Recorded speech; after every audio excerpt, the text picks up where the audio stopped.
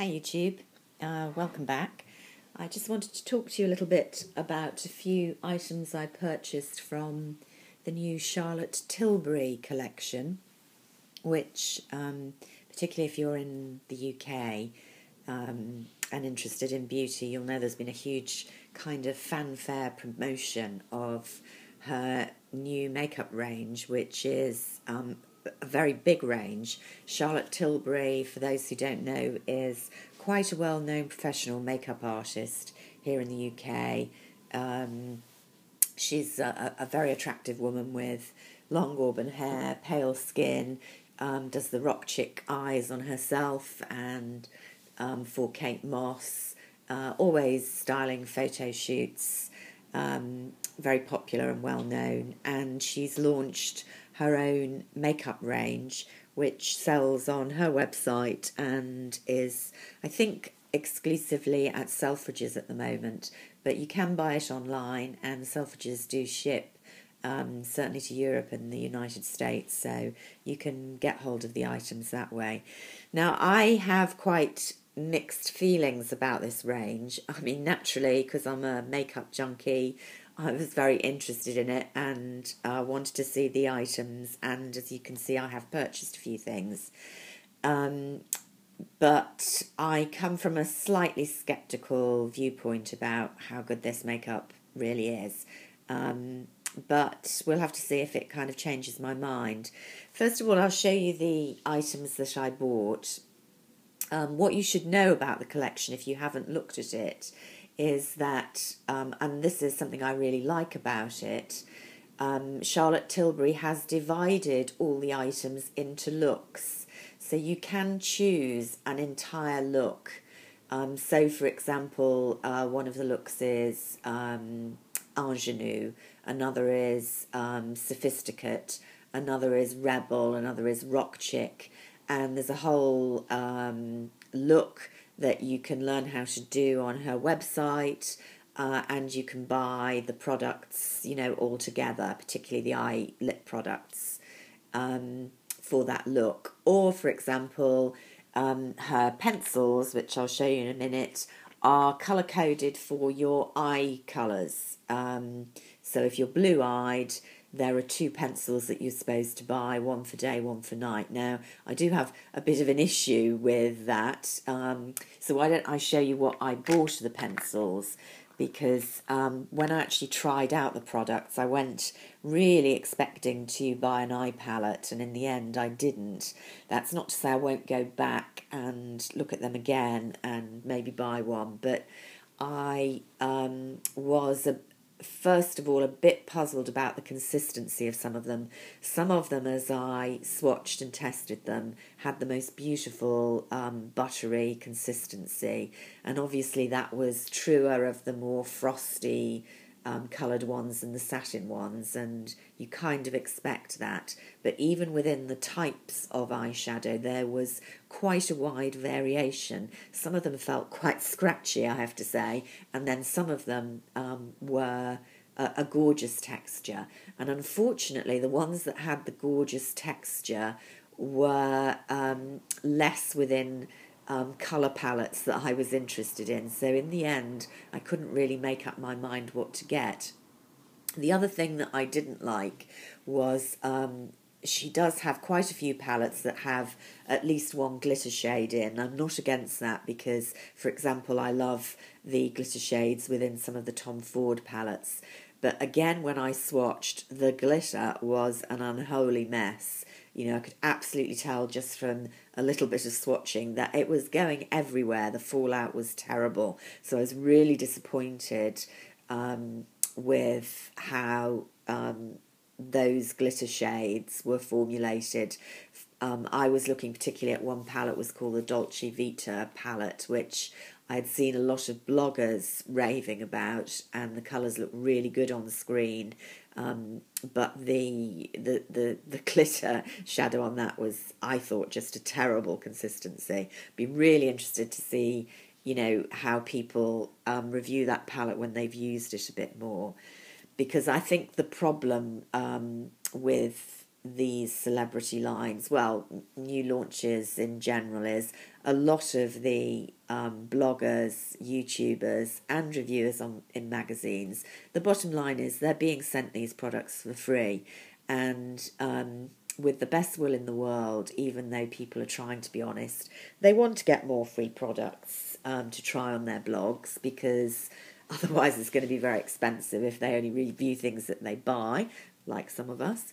And it kind of it pushes you in a certain way, instead of being really, really objective in the way you are. If you've plunked down good money to buy a product, I think that's the only way you can be really objective. So sorry about that. But anyway, in the end, I did like the consistency of the pencils, which are called Colour Chameleon pencils, colour morphing eyeshadow pencils, that the absolutely charming sales assistant from Italy who helped me said they were kind of either to be used as a pencil, outlining, defining, as shading all over the lid, as a shadow, or as a sort of base for the powder shadows. Now, I'm blue-eyed. The two colours that are recommended for me were a really sort of champagne colour, which was just a light creamy colour, which I didn't really think would do anything for blue eyes. I was really surprised that that was one of the recommended colours. The other was this Black Diamonds, and you can see, I don't know if you can see, Black Diamonds recommended for blue eyes. Now, I did get this because it comes over there looking as if it's plain black. There is a bit of shimmer in this, which I really liked. Kind of almost slaty shimmer. The consistency of this pencil is really beautiful, very, very soft, and you can smudge it a bit, and that makes you see the shimmer a bit more. And then it does seem to stain and stay put pretty well. So this seemed to me to be a much better way of doing shimmer without horrible fallout than the palettes were. So I got that pencil. I'm not a big smoky eye fan, but you know, you can never go wrong with a good dark charcoal pencil. So we'll see how that goes. And then the other colour that I bought, there were a lot of browns. This one is called Bronze Garnet and is supposed to be for green eyes.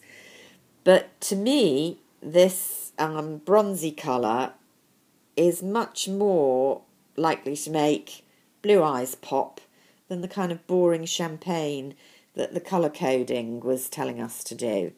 So, yeah, that was one of my problems with the kind of layout of the collection. But, I mean, you don't have to buy what you're told. There were some really nice colours in the pens. So, as I say, I've gone for those two, and I'll let you know how they work out. The consistency does seem really, really spectacular. Now, the other product that I bought, which I intended looking at, I thought I would like it and I do, is one that is for right across the collections, and it's the Sculpt and Highlight product. And I'm showing you how it's packaged, because I will say I think the packaging is stunning. It's this kind of aubergine and gold, rosy gold packaging right across the range.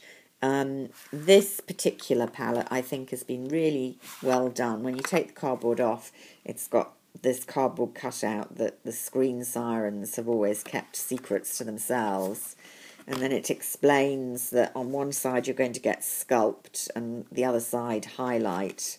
And then it's a really pretty retro gold finish palette. I'm wondering how this will age. Quite often these, you know, gilded kind of palettes get a bit kind of rusty looking after a while. But I do like, again, the consistency and colouring of these. Charlotte Tilbury herself is very fair-skinned, and given this is the sculpting powder right across the range, I would say it is better suited to the slightly fairer-skinned It's not too orangey, which I like. I don't like orangey bronzing powders.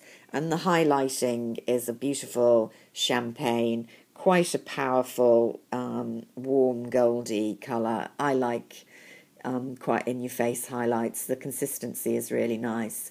So, and there's a lot of nice details. See, there's just a little, I don't know if you can see that, star engraved in the top corner of the mirror. So that is a really prettily presented palette, and I think I'm going to enjoy using that. Now, one of there isn't much skincare, but along with the makeup, she has brought out this Charlotte's Magic Cream, which retails at £75 a pot. You're happy to know that this was a free sample and is not £75 worth of product.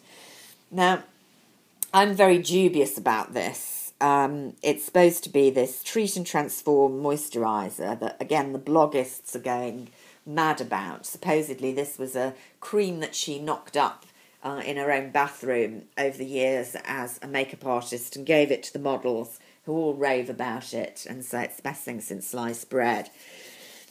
Now, first up, although you can find out some of the ingredients on the website, because EU regulations mean she does have to list some of them, and there's nothing spectacular or outstanding in terms of ingredients. It then says, and, a little magic twist that makes it all what it is. And I think, magic is the operative word here. And frankly, I believe in science, not magic, when it comes to skincare. What immediately worries me about someone who says that their skincare cream has fantastic active ingredients in it and then markets it in an ordinary screw-type top jar where the minute you open it, the pot is exposed to the air, is going to oxidise and destroy the properties of any active ingredients within a few weeks, really is talking out of an orifice that isn't their mouth, to be brutally frank about it. Real active ingredients just can't be stabilised sufficiently to withstand long-term exposure to the air, and they need to be packaged in pump action or tube formulas to minimise that, or else, frankly, you're paying £75 for a large pot that's going to take you many, many weeks, if not months, the majority of which time the active ingredients, if they are there in the first place, aren't going to be active. So that to me is a complete con.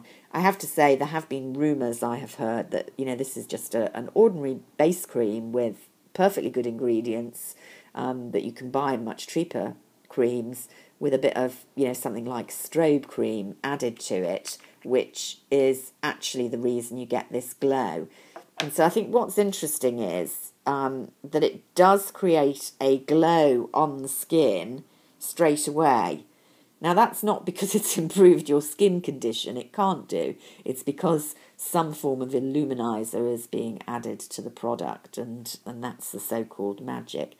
So, yeah, a bit of a rant about that, because I do feel it's a bit of a con, and I suppose it's too much that we expect someone who's actually a makeup artist, not a skincare specialist or a trained dermatologist, much less a scientist, to put out a good skincare product. But people are plunking their 75 quid down on the shelf, and I was very happy to be given a free sample, which I didn't ask for, but the sales assistant was really nice, really helpful, and I am going to try this with, I hope, an open mind, and use it consistently this month and let you know how I find it. What I do like is that it has got SPF in it, albeit only 15, which is a real plus. So those were my current buys from the Charlotte Tilbury range. I'll let you know how I get on with them, and I'll speak to you soon. Bye for now.